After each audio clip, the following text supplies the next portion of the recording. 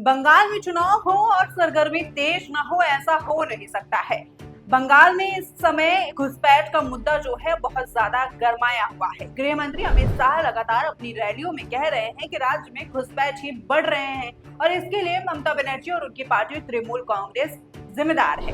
अब इसी पर टीएमसी के नेता अभिषेक बनर्जी ने पलटवार किया है। उनका कहना है कि बार बार एक ही बात दोहराई जा रही है और लोगों को गुमराह किया जा रहा है। उन्होंने एक दिलचस्प सवाल भी उठाया, अगर घुसपैठ की बात हो रही है तो फिर शेख हसीना का स्टेटस क्या है जो भारत में रह रही हैं? क्या उन्हें भी उसी नजर से देखा जा रहा है या नहीं, ये तो आप ही बताएंगे।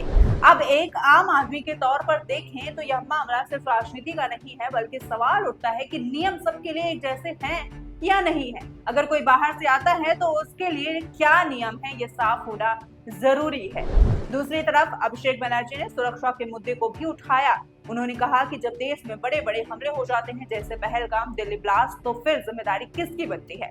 अगर घुसपैठ ही इतनी बड़ी समस्या है तो उसे रोकने की जिम्मेदारी भी केंद्र सरकार और गृह मंत्री की होती है। अब आम जनता के नजरिए से देखें तो लोगों को असल में चाहिए क्या?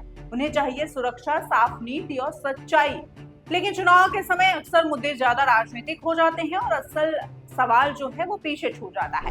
एक तरफ आरोप प्रत्यारोप चलता रहता है तो दूसरी तरफ आम आदमी सोचता रह जाता है कि सच क्या है और किस पर भरोसा किया जाए और वोट भी किसको दिया जाए। इस पूरे मामले में सबसे जरूरी बात यही है कि जो भी दावा किया जा रहा है वो तथ्यों के आधार पर हो, क्योंकि ऐसे संवेदनशील मुद्दों पर अगर भ्रम फैलता है तो उसका सीधा असर समाज पर पड़ता है।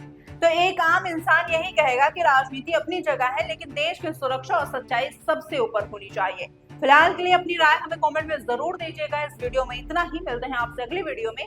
तब तक के लिए आप देख रहे हैं यूपी 24 नेटवर्क ग्लोबल। मैं हूं अंजलि त्रिपाठी।